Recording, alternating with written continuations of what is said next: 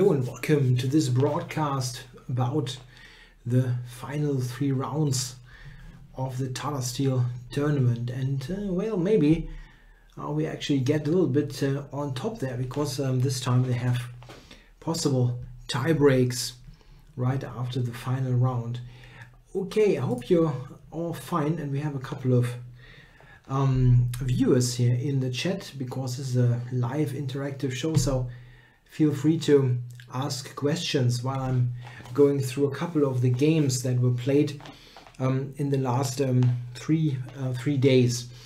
I have prepared something, and I feel we should probably focus on the 3 players that were, mostly they're in contention for the first places. But if you feel like we should look at a different game, please feel free to mention what you would like to see. So we're going to cover rounds 11, 12 and 13, the final 3 rounds. And the 11th round actually had a key pairing between Mamedyarov and Carlsen. They were both in the lead at the time. And certainly if that game would see a winner, this winner would have excellent chances to win the tournament. In fact, this game started with a Nimzo Indian defense, one of Carlsen's main defenses against 1d4. He usually plays the Nimzo after knight c3, and after knight f3 he switches between the Queen's Indian and the Queen's Gambit, mostly. Very classical repertoire. Yeah, hello to Bayerischer Schweizer in the chat. Greetings from Switzerland. Yeah, greetings back. So we have the Nimzo, and Mamedyarov goes Queen c2. I think this is probably the main line, very classical way of playing, avoiding double pawns.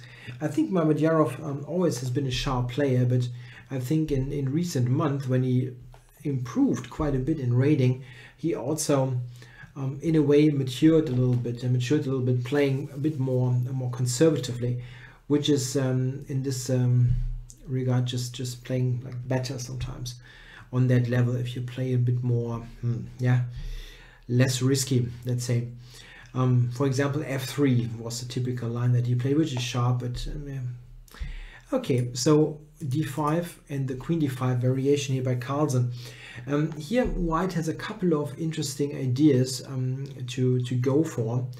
In fact, here White has a basic choice between the move e3, this is a hanging pawn, or knight f3. And the move e3 played by Mamedyarov is actually the more solid move. However, after this, it is very likely that we get the variation in the game. Bishop d2, now the queen is attacked, so black has to take. And here White has a choice between bishop c3 and pawn takes c3. If you take with the pawn, this is actually the more aggressive move, because it keeps more pieces on the board. White tries to play with the bishop pair long term. I would have the pieces seem big. I know, it's the standard setup that I have. So this is actually, I think, the line that you want to play if you're playing really for the win. Surprisingly, a little bit for me, Mamedyarov went for bishop takes c3. This is not bad, but it is extremely, it is a bit too solid actually, because it's tough to win. We see why. Black takes and plays knight c6.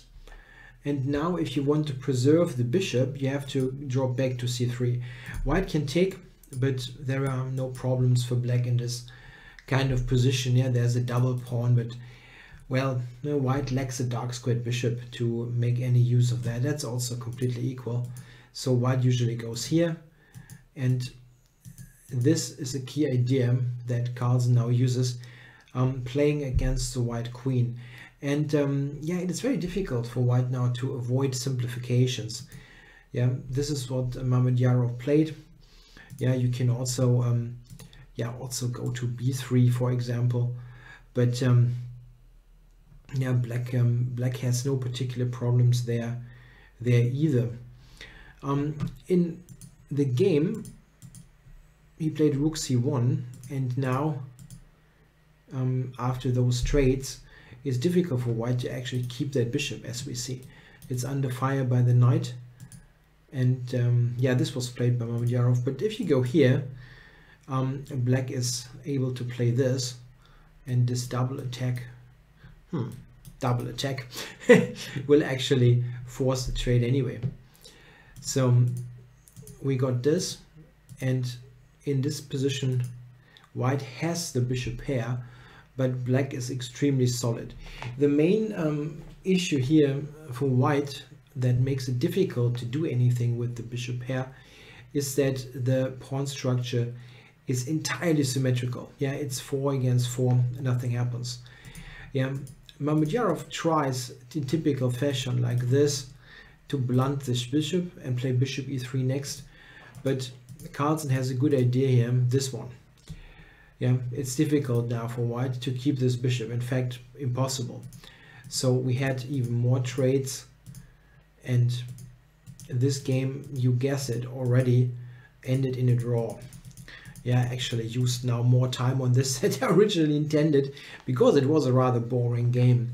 So Carlsen played his standard defense that Mamedyarov could have expected, but what he played there was definitely, let's say, yeah, on the safe side. Yeah, it's not the kind of line that you play with white if you want to win at all costs. If he was trying to probe a little bit and let's say hope that something would go wrong for Carlsen, but nothing happened. It was very equal throughout.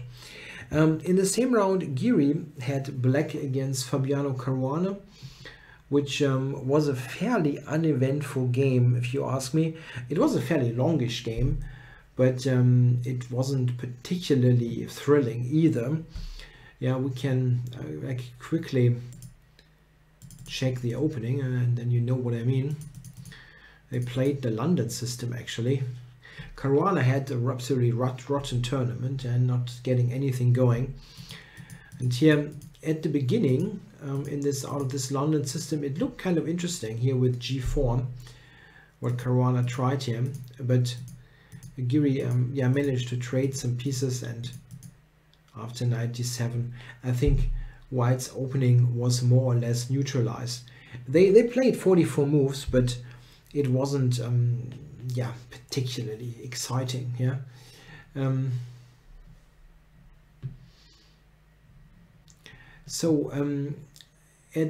This was what happened in round 11, what I felt was worth looking at in terms of the tournament leaders. Round 12 was, I think, an absolute key round, and let's have a look there. This list is extremely long, so I have to pick the right games. First of all, we're going with Gawain Jones against Mamedyarov, and we have a Petrov defense, surprisingly. Mamedyarov here with black going for the Petrov. This is actually part of his repertoire. It's not completely yeah, a complete surprise that he would play the Petrov, but I don't know, in this tournament situation, you're fighting for first place, and I mean, I don't want to take anything away from Gawain Jones, but if you're not trying to beat Jones in this tournament, who are you going to try to beat? I mean, I know he's got black, but yeah, and yeah, you really play the Petrov? Well, Jones went for this line with c4. This is actually an interesting sideline. It's not very frequently seen, but it's something that I sometimes recommend, yeah, as a surprise weapon at least. You're not going to get much against Petrov anyway, and this is a quite decent idea to maybe surprise the black player. Yeah, Mamedyarov played knight to c6, knight c3, he captured, and now he went for the move g6. Okay, the thing is, if you want to win this game with black, and I mean, besides maybe going for something else than the Petrov in the first place, that's probably the best idea if you want to win. But if you are here and you play g6, and he played so like immediately, you're basically allowing a draw, is the thing. And Jones played bishop g5, and now what do you play? f6 is extremely ugly and just will be better for white. Yeah, if you play this, you just weaken the whole complex here in the center and the king side, and yeah, that's not a good move. So he played bishop to e7, and now bishop h6. And this is the thing, are you now going to play without short castling, have the bishop on h6 the whole game? No, he played bishop f8, and you guess it, they made a draw here. And actually Mamedyarov complained after the game that Jones went for the draw, and I really feel this is kind of funny, right? Why would you complain? You're playing this opening with black and allow a draw, and I don't know why should white, being 170 points lower, why exactly should he try to win? Yeah, there. If you offer him, like, he offers him like 3 elo points, yeah, so he takes them, whatever. Okay, you can say it's a spoiled opportunity, play against world number 2, whatever. But I mean, if you play like this with black, there's no reason to complain. You have plenty of chances to avoid the draw. Yeah, even here, yeah, you can go bishop e7 if you like. Yeah. Why do they capture out towards towards the center is the question. That's a good question. The main reason is the development. Yeah, if you take with the b pawn, this isn't a terrible move, by the way. Yeah? It cannot be terribly bad. If you take like this, you still need a bit of time to get this developed. This is one thing. Yeah, like white needs to play the pawn and then the bishop. And when you take with the d pawn, you actually have it developed already. Of course you can, yeah, put it to g5, f4, e3, but it actually does something right away. The second thing is that this pawn structure is actually better than the b takes e3 pawn structure. Yeah? Here white has 2 pawn islands, 1 and 2, and in the other situation he's got 3. This is isolated. So capturing towards the center is often right, but quite often taking away from the center makes a sense as well. Yeah, so this is not an exciting game, but it's interesting to note that that Mamedyarov expected that Jones would try something, and then he was intending to go for counter attacks with a solid opening like the Petrov. Still, I feel if you really want to win, and he expressed that after the game, why play the Petrov? I mean, I sometimes play this opening with black, and I pretty much know if I do so that it can happen that I'm not winning, because if white is playing solidly, you're not getting anywhere. I mean, and there are many lines that would draw, yeah, like this is also extremely drawish, and so on and so on. There are tons of lines where white can force a draw. This was the Mamedyarov game from round 12. Important, yeah, if he would have won that, a different situation. So let's have a look at what Carlsen and Giri did, because before this round they were all on equal points. So we'll have a look at Carlsen's game first, and now seeing what he did. He played Matlakov.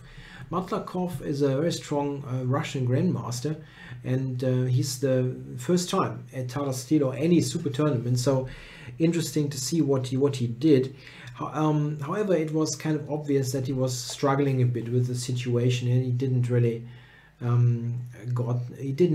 on the scoreboard all that much. I'm not sure if he won a game. He might won a game, but maybe he won. Yeah, I don't know. Maybe he beat Hu Yifan, who had a terrible event, but I'm not quite sure if he actually won a game. So let's have a look. Carlsen white against Matlakov, and Magnus is going for the open Sicilian here.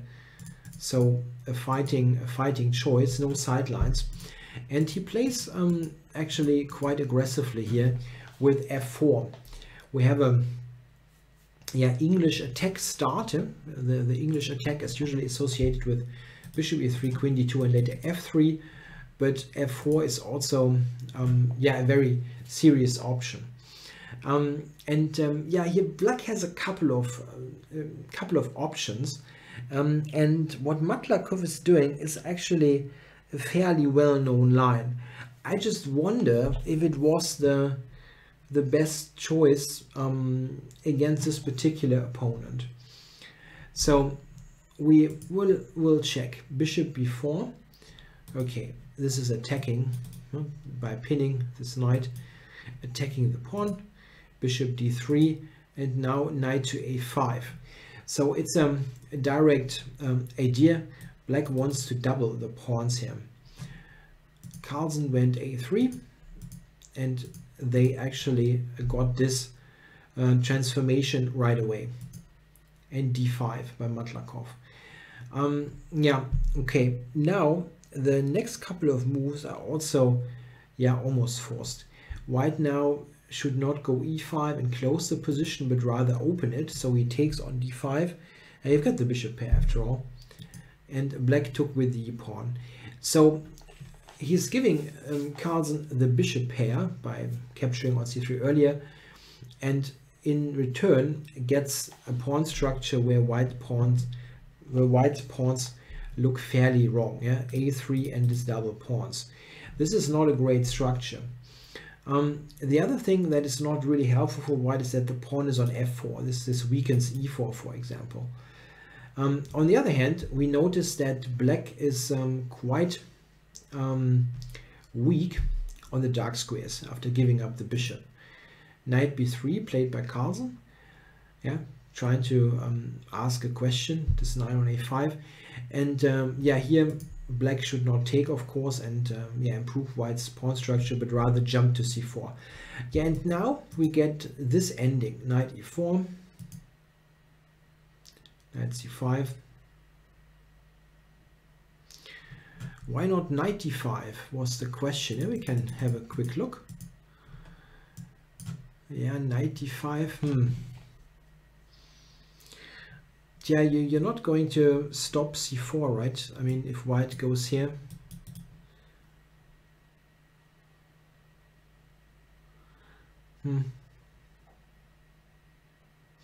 Black's development is kind of slow. I mean, you could argue that maybe, oops, knight to b6 is an option,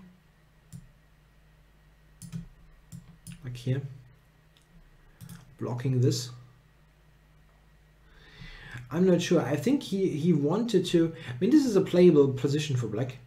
I think he wanted to get exactly what happens in the game, because here after knight c4, white is almost forced to concede his bishop pair in the long run.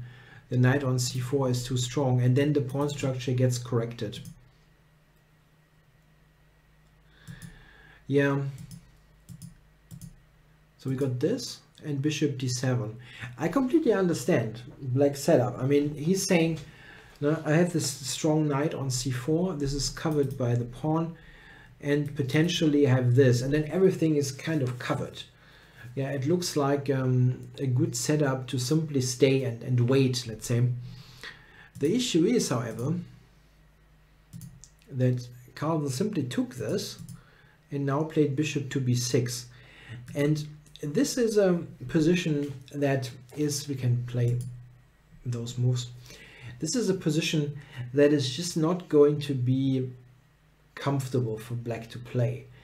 I mean, it looks extremely equalish with the opposite colored bishops and the trades, but it's not so easy for black to really make a clear draw here. Yeah, white has somewhat superior pieces with the bishop coming potentially to d4. He's got this outpost in the middle of the board. I think white is a bit easier here to play, and you know, this is exactly the kind of position that Carlsen is fantastically good at. I'm not sure if that was the greatest idea. Simply, yeah, looking at the opponent here. In the game, rook e6 was played, and we got this rook traded. So white actually has a pawn now, an extra pawn. He has given up the c6 pawn, but okay, this is not all that important. I think a key moment actually comes here after rook d1. With this bishop here, and the rook on the d file, there's always a mating idea on d8, and that makes it a bit difficult for black to get his pieces organized. They get this rook, for example, into the play. Maybe here there's the chance for black to improve, because he takes on g2, and I think this gives white a little bit more than than black needed to give up. However, this is really difficult to say. The engine's suggestion I actually like. I think this is probably better. The computer wants to play a setup with h5 and bishop to d7, and potentially like h4, and trying to activate the rook on the h file. So for example, a move like h5 here, white plays, let's say, I'm not sure if he plays g3, and then bishop to d7, simply blocking the d file so that you can move the rook, or play h4 the right moment. I know this doesn't look all that much different from the game, but maybe this is a bit easier to handle. You still know that you're going to play this until move 100 or so, and Carlsen will set you some problems somehow. Yeah, he does that really fantastically well. This still might be better. Still might be better. This is what happened. And now rook takes g7. White activated the rook this way.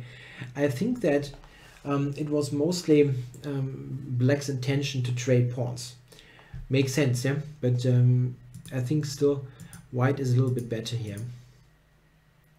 I do read the chat, yeah, absolutely. So in the game, we got these trades, and then this position. In fact, black got this, and now white only has the c pawn. And the thing is, I have no idea if this is a win or a draw. I cannot tell you for white. Yeah, this is of course the only question: can white win this? And I cannot tell you. In the brief analysis that I was able to make, I mean, it was a little bit less than I intended to, because I had a team match myself today, which took ages. So I cannot really say if this is a draw with best play or not. I think in a practical game, this is extremely difficult to hold. We can check how it happened. There's a question: where was rook f8 played and not rook e8? And what move exactly? Like move 27, there was rook f8. I can go a little bit back.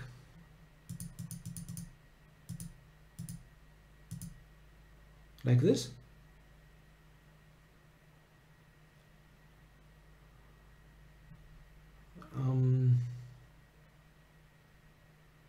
I don't know. I would like to help with the question, but I don't know which move. This move? You can go rook e8 if you like. I don't think it's a huge difference, probably. White will go f5 anyway. Yeah, this is still, it's awkward. It's just awkward. White is a bit better, simply. At least with those pawns, yeah, your king is safe, and it's not the case for the black king. I think it's quite comparable to the actual game. I think what Matlakov got is playing against that c pawn isn't all that bad. It's just the question: does it hold or not? In the game, we go ahead a little bit. I think around here, I think it is lost. I mean, this is just my gut feeling, I have to say. The black king is quite far away, and white always has this idea to win with the c pawn, sometimes sacrificing even the exchange if you can actually promote, because you've got the right pawn. It's important. Yeah? You've got the h pawn, and it's a dark squared bishop. So yeah, if you somehow can promote the c pawn, you can easily give up the rook just to win with the extra bishop at the end. In the game,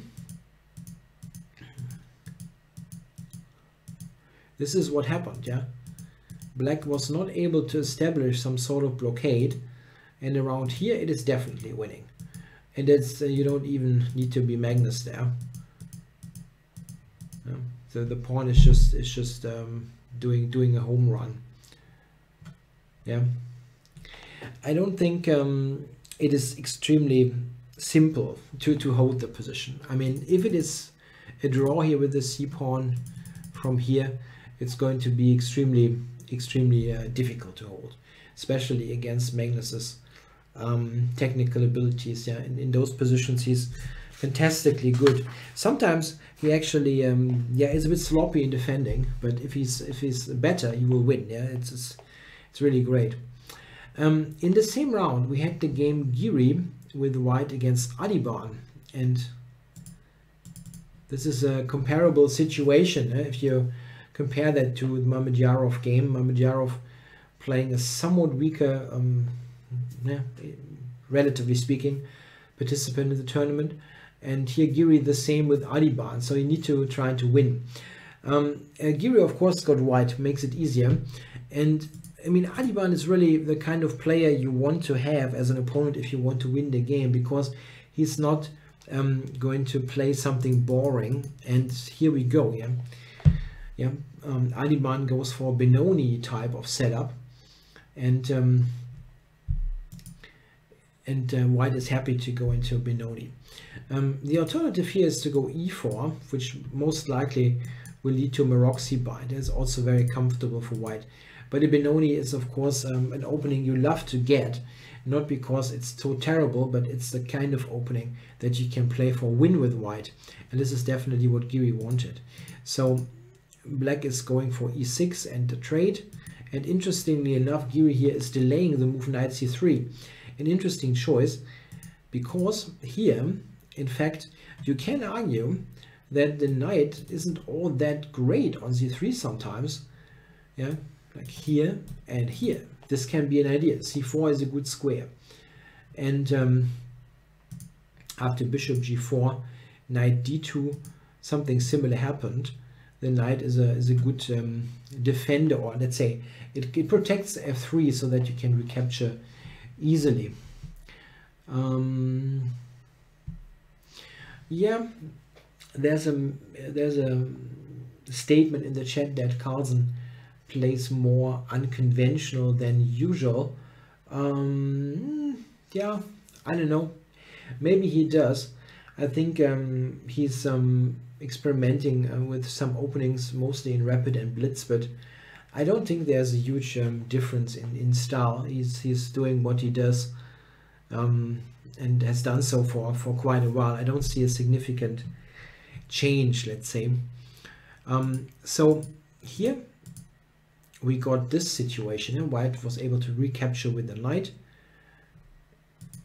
And now c4 played by Adiban. Interesting choice.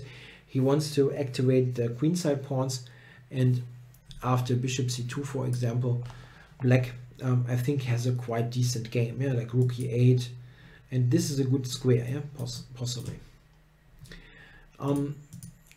Giri captured and Adiban took on e4. That was the idea.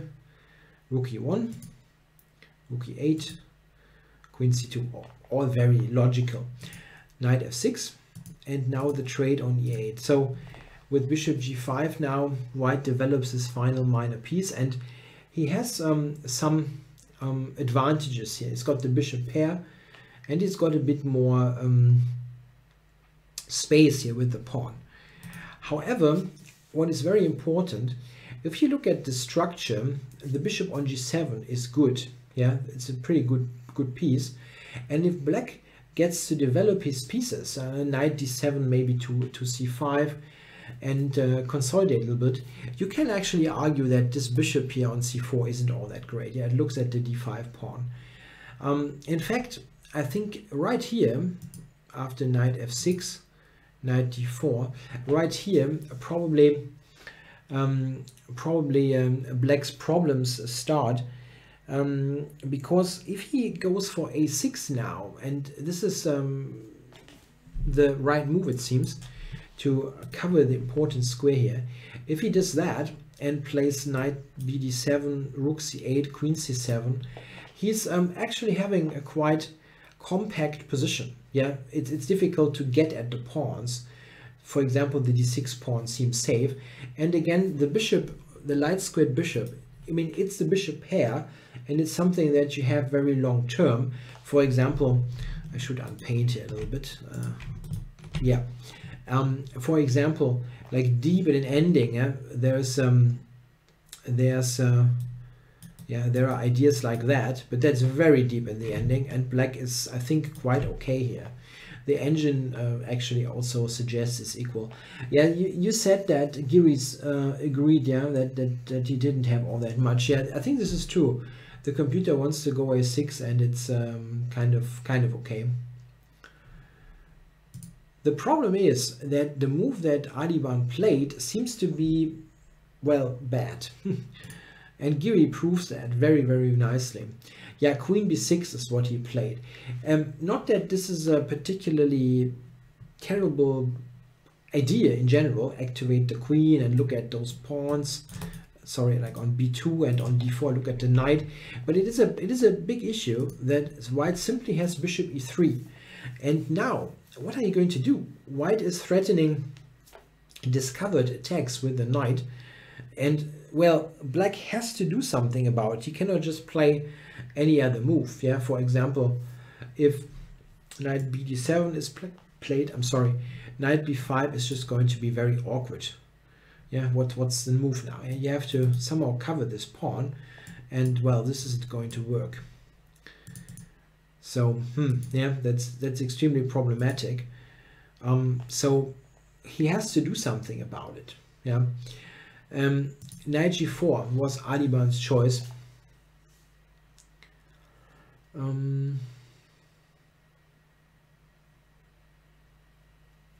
I had some discussion in the chat. The modern Benoni is slightly riskier. It definitely is.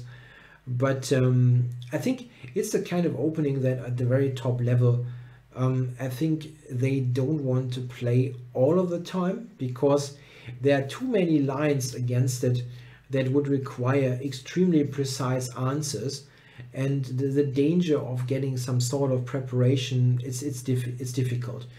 But on a normal level, let's say, yeah, up to like good grandmaster, no problem at all. Yeah, you can certainly play a Benoni, a modern Benoni, that is. I'm really kind of skeptical about other forms of it. Okay, knight g4. No? Black is looking at this and trying to get the bishop, but Giri has a good reply, queen to e4. Very good move. Looking at this. And of course the knight is hanging. So Adiban has to go back basically. There's not much choice. And now queen to e7. And this is really, really, really annoying. We still threaten, White still threatens those discoveries, yeah, like this or this. And the d6 pawn is under pressure. In fact, what Adiban did is the relatively best solution, but it's already almost impossible to repair. Knight b5 now, looking at the queen. And bishop evade is a tactical way to do things, but yeah, other moves, just pick up d6. And this was also a pawn. Well, and it's an extremely important pawn, as the a7 pawn was kind of, well, you always hope to get a6 in, and now you're never going to do that. And now this is stable, and with this being stable, you also keep the pawn. So White has excellent chances to convert the pawn. And Giri is a very good technical player, so yeah, rook e1 is a good move, attacking this. Bishop to f8, bishop d4, tempo move, knight d7. Yeah, and from here you have yeah, more than one way of converting. I think Giri is doing a good job. Right here he decides to go for e8, go for activity, and this proved to be quite convincing. Adiban was able to get the c4 pawn, but White here simply has too strong an initiative. Yeah, he's now on the 8th rank. This cannot move. There's bishop e7 ideas and ideas to simply take d6. This position is completely winning.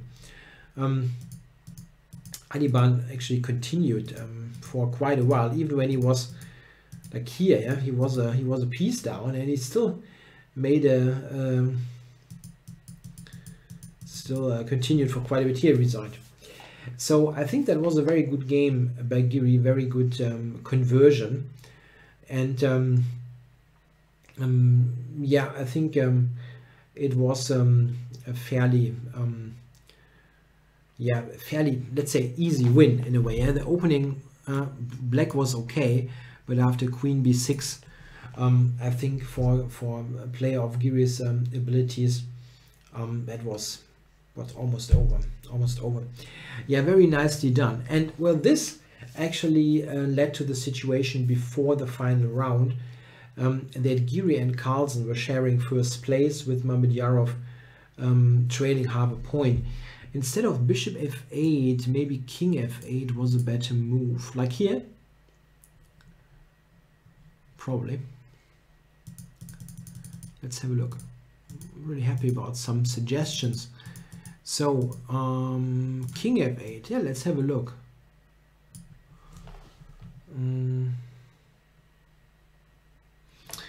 Yeah, what is best here? Probably this one. This could be good, yeah. You cannot take, yeah? You're covering this tactically.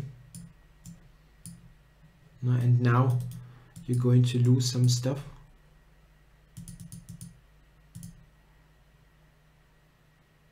And let's say, well, what does he do now? Yeah, if you go here, there's probably bishop d4. It's also very awkward. Attacking this. It probably doesn't make a huge difference. Yeah, doesn't make a huge difference. The difference in piece activity is just simply a bit too high. And it's not just the pawn, it's just that the white pieces are far more active. So we had the final round then, and we have to check a couple of games there. I want to start, what do we start with? Let's go Wijk Giri, yeah? Knight f3. That's already a slight surprise, even though Wijk lately has broadened his opening repertoire a little bit. He was an e4 player most of the time, and now he also plays some other lines.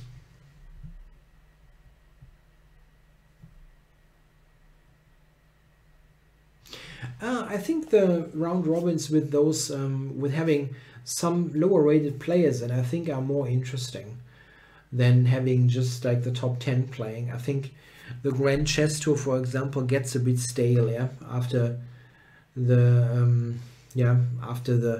like 10th tournament with the same players. So I think it's good that there's Adhiban in there and Gawain Jones, and yeah, this is good, yeah, that we have a bit of variety.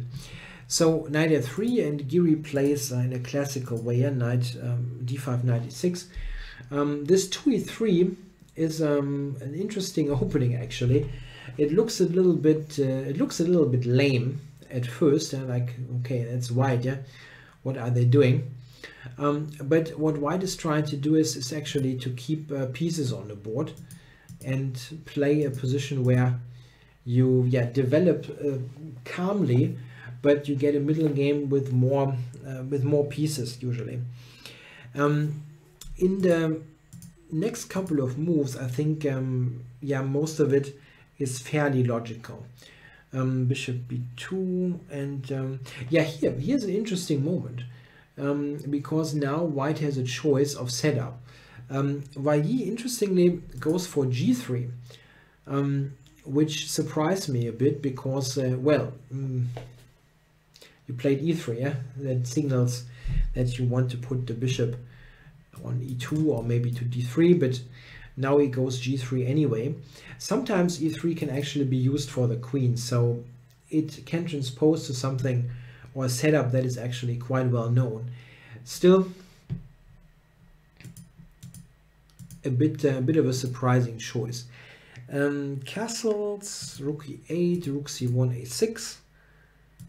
Yeah, and here, yeah, I think this is still quite interesting. Of course, it is not easy to, let's say, to win with black, yeah, from this position against a very, very strong player like Wijk, but Giri is playing it very, very safely. I think one reason is that Carlsen at the same time had black against Kayakin, and they had we'll look at this shortly.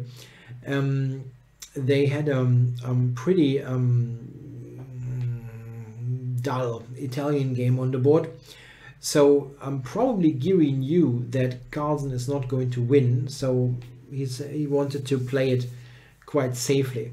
If black now in this position wants to fight, he has plenty of opportunity to do so. He could go for c5 or hanging pawns, even though this is probably a bit better for white. Yeah, that is something that we have to admit.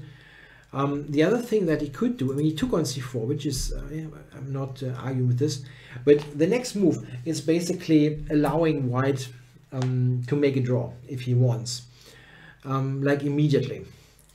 So this is still interesting. Black could have played c5, for example, and play a complicated position. But I think, having in mind that Carlsen is probably not winning, he went for b5, and this leads to mass simplifications. Yeah, white now decided to capture here, and black took on a2, and this is what I meant with you're not going to ever, yeah, this is just completely equal. And the way it played out, in fact, we even got c against d pawn traded, and they agreed to a draw here. It's a completely barren position, 4 against 4 and no conflict whatsoever. So not the most exciting game, but I kind of understand why he did it. Yeah, sure, you're right. I mean, I'm not saying that Giri should play something crazy and try to win at all costs. I'm just saying he wanted to play it safely because he probably knew that yeah, that Carlsen will not win the game. And we can briefly have a look here. We had the, I mean, sorry, we didn't have an Italian game. Sorry, I confused that. But we got something that is kind of equally boring. We got this line. Yeah, sorry. We got this line. A type of position that those two players actually had on the board before in their World Championship match in New York 2016, and it's very symmetrical, and the likelihood of a draw is extremely high. I'm not going to look at this game all that much. I think you see that they quickly traded stuff, and it was really not much happening at all. Yeah, so I don't think we should invest much time on that. Yeah, if anything, white was a bit better, but probably very drawish the whole time. The final game we need to check. No, they don't really care about the rating all that much. It's just that you have to be practical. Yeah? I mean, if you think about it, yeah, they both got black against very strong players that they are not going to beat that often anyway, and doing something crazy. Also, I mean, both know if they make a draw, they get the tiebreak blitz games, especially in Carlsen's case. I mean, he's so fantastically good at those. Yeah, he basically knows if he draws, he will get the blitz games, and he will have more than a 50% chance in the blitz games. So the final game that we had there was relevant for the overall standing was Mamedyarov-Arnott, and you know, this was an extremely long game where Mamedyarov was pressing the whole time, and yeah, I just quickly want to show you the opening. It's a fairly complicated opening, which you could look at, yeah, but I just want to show you the position there. This position they had. And here white is always going to be a little bit better. Yeah, we see that the knight here is more active on e4 and so on. Yeah, it's a little bit it is symmetrical, but white has those little advantages that pile up a bit. I can easily imagine, yeah, someone like Carlsen win this position in many cases, but yeah, here Mamedyarov tried to win this for ages, but we know that Anand is an extremely tough defender, and it ended in a draw. I want to look at this playoff games then, because we had them. We had a tiebreak game or two tiebreak blitz games between Giri and Carlsen. I mean, two games that was for sure. If they play 1-1, there would be more. That is this Armageddon game. So let's have a look. There's a good question here by TGWNN. Should have Giri risked more, given that he is the underdog in the blitz games? Yeah, that's tough to say. Yeah, I mean, I don't think, I mean, he knows that Carlsen is the favorite, and even though he's a very optimistic person about his abilities, let's say, he still probably is aware that he's going to be a slight underdog. Still, are you going to really play something wrong? Let's say objectively wrong, risk something and get into trouble? I kind of understand their decision in the very final round. I think it's a decent thing to do. So let's have a look at the blitz games.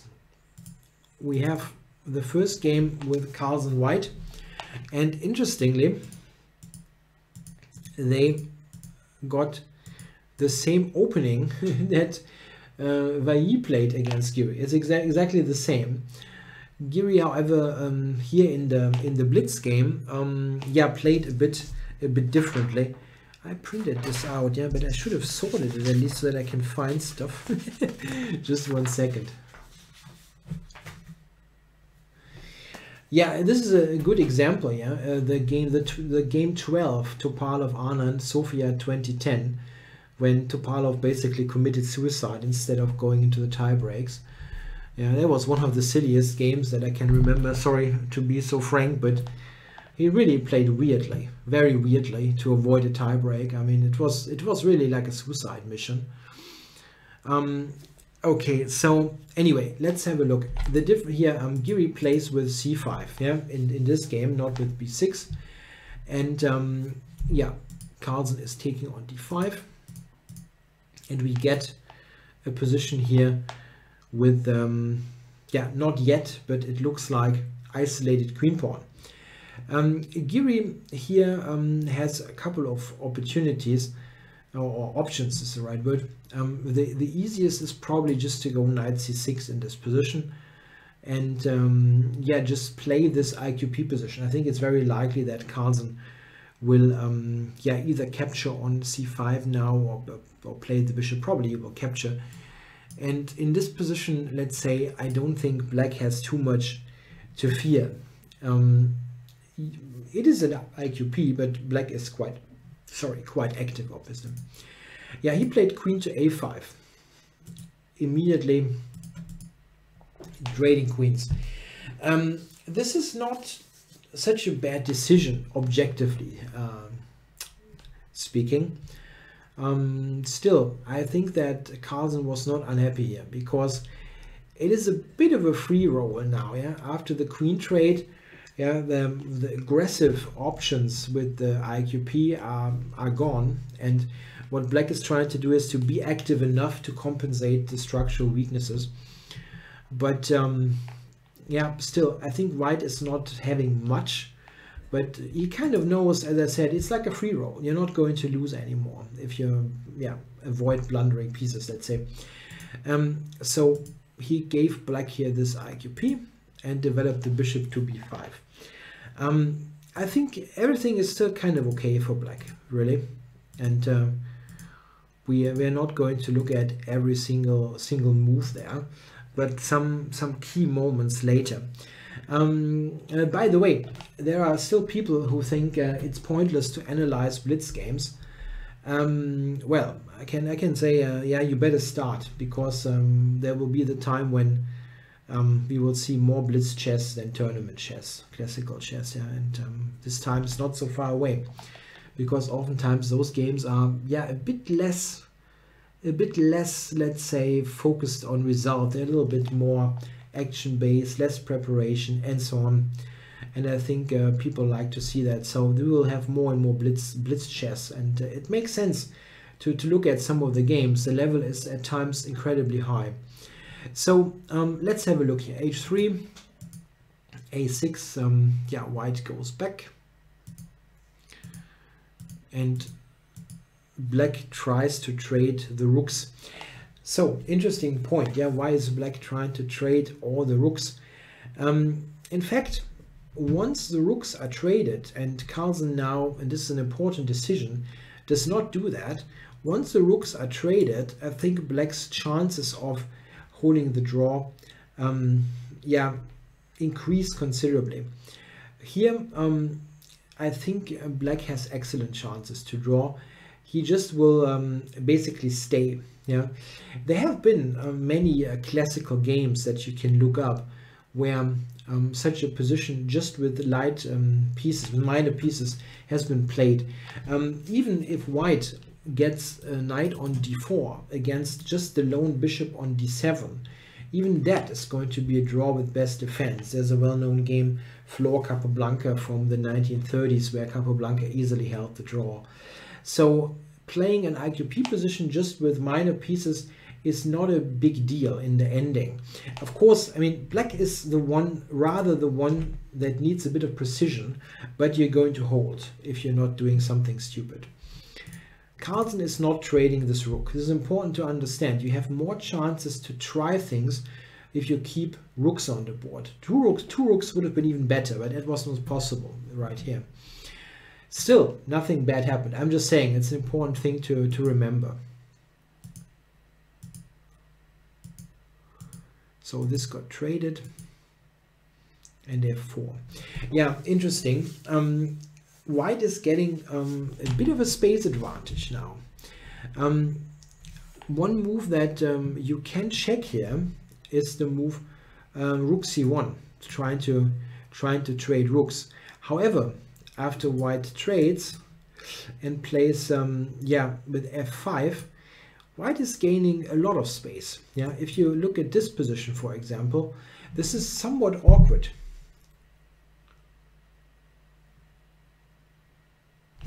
This is awkward. How is black going to play this? White is even threatening to take and maybe also to push. And after capturing, this is getting annoying.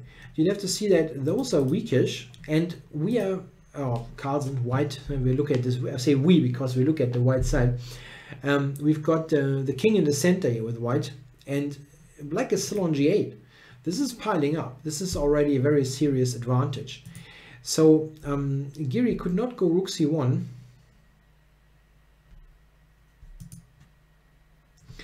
Oh, that's a good question. If I had an hour and Carlsen 5 minutes and some increment, how would I consider my chances? Well, not great actually. Really not great. Not great. I think that those super strong players, they can play extremely well with 5 minutes on the clock. But you can do the same thing the other way around. I think I would also score very heavily. Let's say if you give me 5 minutes and 3 seconds on the clock, and the other guy has 1 hour, if they have like 2,000, I still consider myself the favorite there. I think yeah, you can think on the other guy's time. It's an interesting idea to think about this.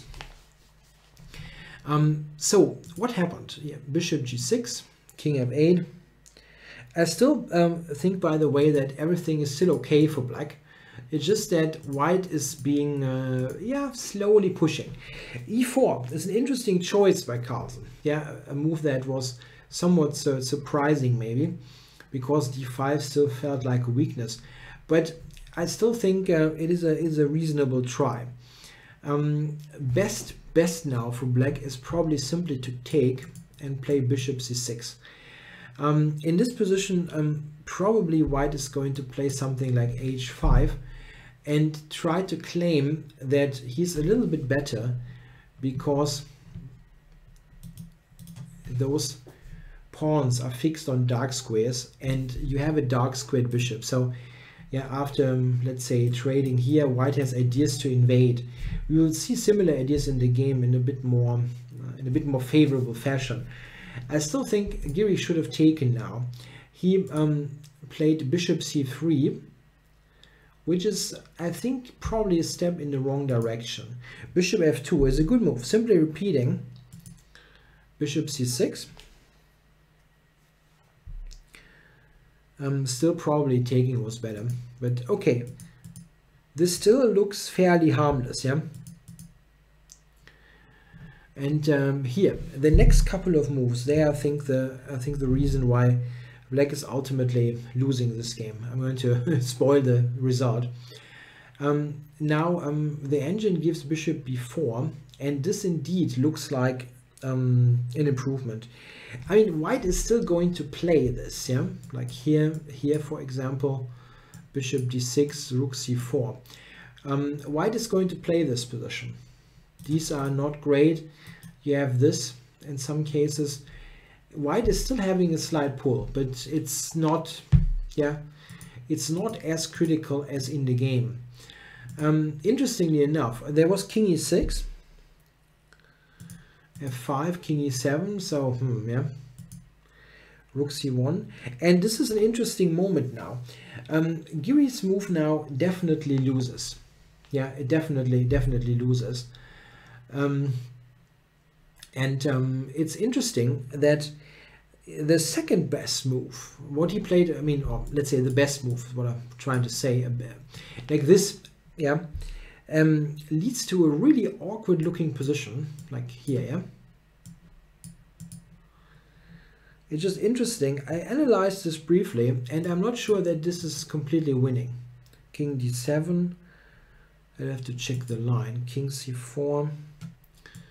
I know it looks silly, but just the passive defense, like here. So if you look at this, this is covered. Yeah, is that winning for white? I'm not totally sure.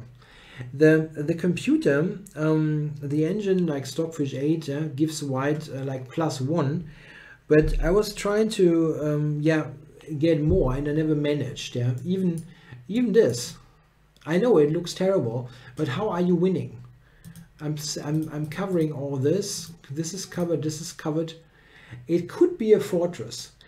To be honest, I don't quite believe in fortresses that much, as Carlsen also said. Yeah, but I couldn't break it down. I simply couldn't break it down. Yeah, but it's not the kind of thing that you allow with black. Yeah, if you have like, I don't know, half a minute on the clock.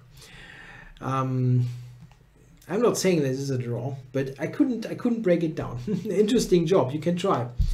Computer won't help you that much. It will always give +1 and have no idea. But it could be a draw. In the game, Giri played rook c6, and this is losing. King d3. The bishop has to retreat, and now this ending is a win for white. Absolutely a win. This is the point. And sorry, I should have turned off Skype before I started this. Yeah, this is a winning ending. King d7. Yeah, if black trades immediately, you're going to lose the a pawn. So king d7 and h5. Yeah, white is able to do this quite. Now I'm not sure if this is horizon effect.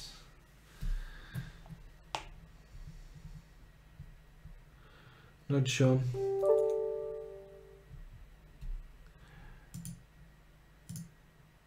So yeah, white could not.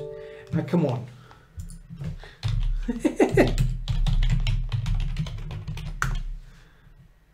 I really should turn off Skype. Okay, so white cannot take on g7. You're going to trap trap your own stuff. Bishop c5. The problem is that you're going to get Zugzwang. Yeah, there's this.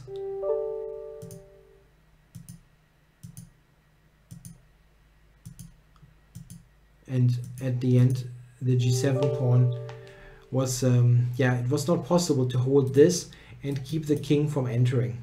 Yeah, it was not possible. How do I switch this off?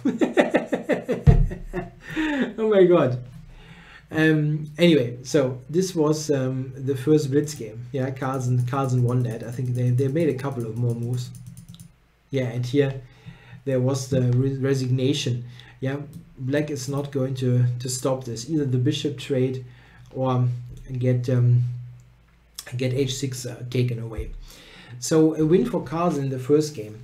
And then there was a second game, and Giri was in a must-win situation.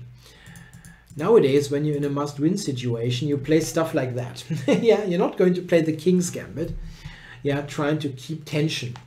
But that's not something completely new. Yeah, you always, I always have to remember the 24th match game in Seville in 1987, when Kasparov had to win game 24 to keep his title, and he played the Reti opening, yeah, to try to do so, and he managed to win this game.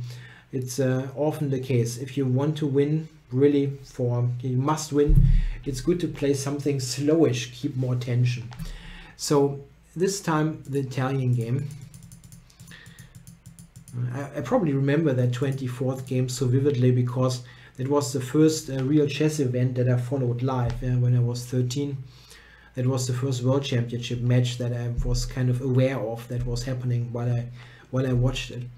So the Italian, it is a fairly common opening nowadays, and this kind of setup is very, very common, of course. One key idea for white is to put the knight onto f5, and this is what Giri did. This actually looks kind of nice, yeah, with the knight there. But Carlsen defends, I think, correctly with knight to e7. Where is that? Where is my page? Here. With knight to e7. And now knight to e3. That move I felt was quite surprising. I expected him to play queen to f3 and going for this threat. Maybe he did not like the idea of yeah, black taking on f5, yeah, keeping more pieces on the board. However, after knight e3, knight g6, we see that black has the same kind of idea with knight to f4. This happened, and after queen f3, here Carlsen actually had a good opportunity that was missed. But okay, it's blitz chess, obviously. Obviously. Here g6 was a good move, attacking the knight, and after the retreat, the interesting move knight to h7. This is actually threatening to win the queen. It has no squares. And white has to play something awkward like h4. There was a good opportunity for Carlsen, but okay, in blitz chess, these things can happen. I think he played c6 quite quickly. And now after knight g4, there is no issue for white anymore. Still, he doesn't have any advantage, let's say. Black takes, pawn takes. Yeah, and now probably what Carlsen is doing is not the best, but it was difficult to foresee. He played g6, and now Giri came up with a really great idea, I think. He played bishop takes, yeah, pawn takes, and now simply took on f4, allowing this knight to be taken. A piece sacrifice, really nice. And after g takes, I mean, if you don't take it, you're just a pawn down. And here g takes. Yeah, this is really nice. White has two pawns for the piece, and the f6 idea is extremely dangerous. If black now plays bishop c8 or bishop, oh wow, no, or bishop c4, one of those two, there's just f6, and white is going to build up this attack like e5, queen e4, queen h7 mate. This is terrible for black, really terrible. Carlsen was visibly was a bit shaken. You could see that. I saw the video, but he sort of yeah, focused there and then played simply queen to g7, and this is a really good decision practically. Yeah, the other positions are bad, and it turns out that they are really bad when you check it with a computer. But like in the game here, I think it's a good decision, simply allowing white to retake the piece. Now black is a pawn down, and he is worse, but he's not going to yeah, you're not going to get checkmated anymore, and you can definitely put up a fight. In fact, rather quickly we came to a critical situation here after queen g5. This is a difficult decision. It's a difficult decision now for white, and it seems that maybe g3 is the relatively best choice here in this position, and just play with a potential queen trade. Like here, black can go here, and then you probably have to take. Yeah, it's difficult to keep the queens on. He tried so to keep the queens on with the queen f3, but after this and queen f4, black has quite a good initiative already. Yeah, it's a pawn, but note that now this is extremely active, the bishop from a7, while the white bishop currently isn't doing that much. So it was a good practical decision for Carlsen to give up that pawn and yeah, get some piece activity. Also, the clock times were now working slowly in Carlsen's favor. And here I already expected that he will not lose this anymore. Black's moves come very easily with rook e5.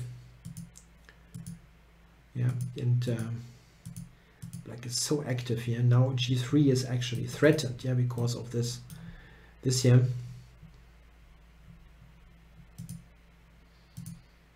Yeah, that was lost. And here with queen h4, Giri actually offered a draw. Surprisingly, because that means that it's over. However, I mean, I was first a bit surprised, but then I checked the position, and well, yeah, black is simply able to take and win f2. So black is now pawn up, and is just better. But it's pointless for Carlsen to continue to play, because with the draw, he's the winner of this Tata Steel Tournament. So congrats to the world champion, who managed to win this event. A long time since he won a classical event. I'm just thinking about it.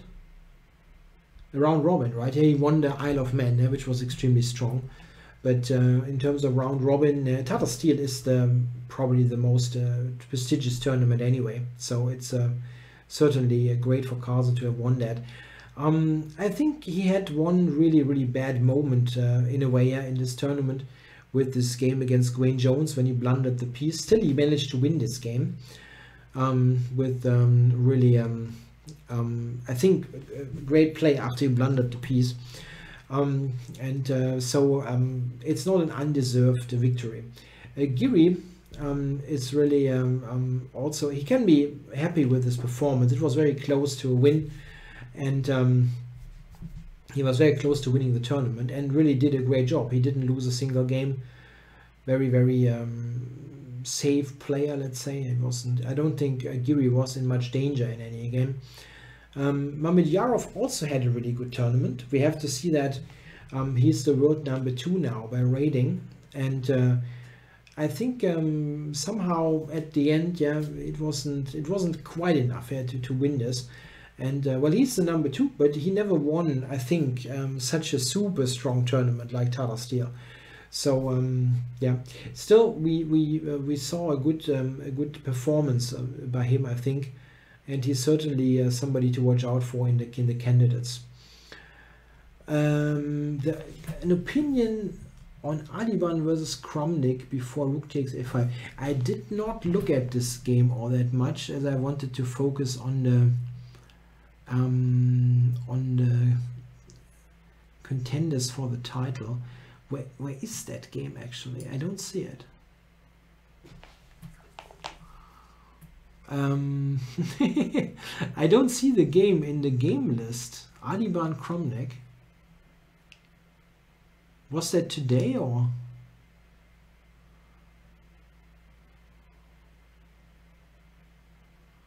It's a bit crazy. I don't see it here in the list. Was that today?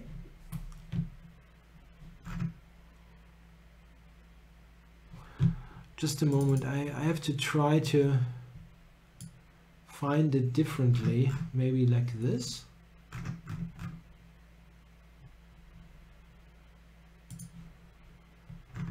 Huh. Maybe I'm just blind, but I don't see it in ICC's lip list. Adiban Kromnik. I don't see it. Just a moment. Maybe it is somehow weirdly sorted.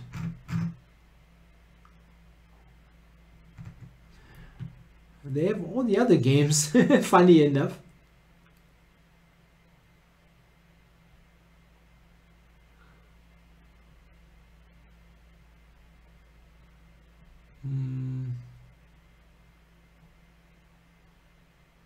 Yeah, I know. Round. It's still not in the list. It's still not in the list. If it's not in the list, I cannot look at it. It's a bit weird.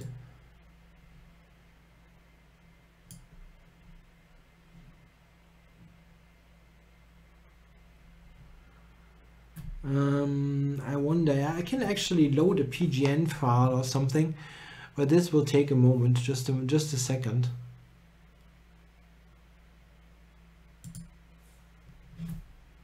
I know. Do you see ChessBase now or something? Probably not. Yeah, I just got the confirmation that the library there is a mistake.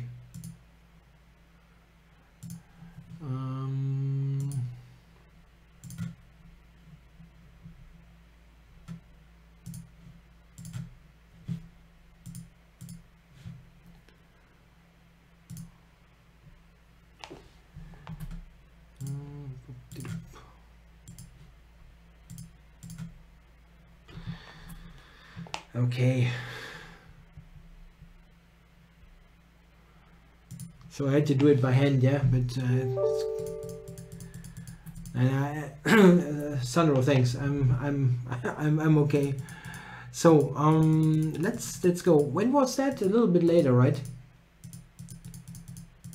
Rook A5. So I'm not going to look at the whole game. We're already far beyond the scheduled time. So okay, there's an exchange sacrifice somewhere. Wow, really?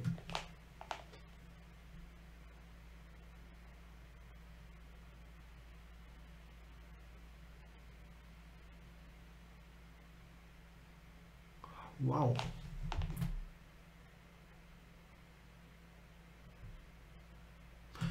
I'm kind of stunned. Okay, so I wouldn't even consider that. Which is probably also not good. Yeah, because it's I mean, okay, so he took and went here, and now what are you doing there? How are you going to what? I mean, A6. Well, what's happening now?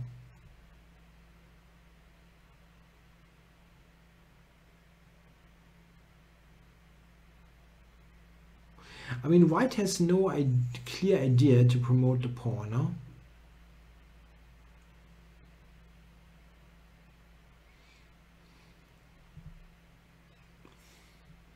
Wasn't that also, I mean, white could have just taken here, right? Isn't that just, it's at least equal, right? I mean, here you probably have a better move.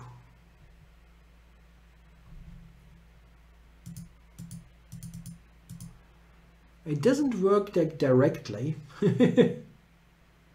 Well, A6 you have to play. That's kind of obvious. Yeah? Knight B5 you have to stop. Rook E7. That is stopping any Knight E8 business for a possible repetition. Yeah. You have to do it. And now you approach.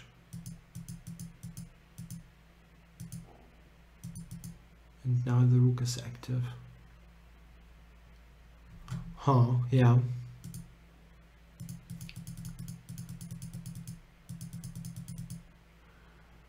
Interesting idea to sacrifice the exchange. I mean, he's a very imaginative player, but I think it doesn't work. It doesn't look like it works. Like here, yeah, the thing is, if you check, I mean, the knight here actually has no squares, good squares. Yeah, you can go to b7, but you're not going to promote the pawn if the black king approaches. I mean, hindsight is always 20/20. And once you know that it doesn't work, like afterwards, it's easier to tell. Of course, you just say, we sacrifice the exchange.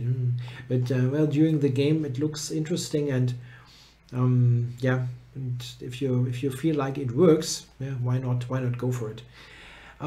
Okay, I think we are through. We looked at the most interesting points there in the final rounds, and yeah, had a good overview of how this tournament was decided. I hope you enjoyed this recap. I think it was an interesting event again, Tata Steel. Also, the B group was quite interesting, yeah, with Vidit qualifying. Very interesting player, by the way, if you never looked at his games. Very promising Indian player. Yeah, thanks a lot for watching, and yeah, make sure to tune in also to other shows on the ICC. I'll be on in February again with Simul Master, for example. Okay guys, bye bye for today.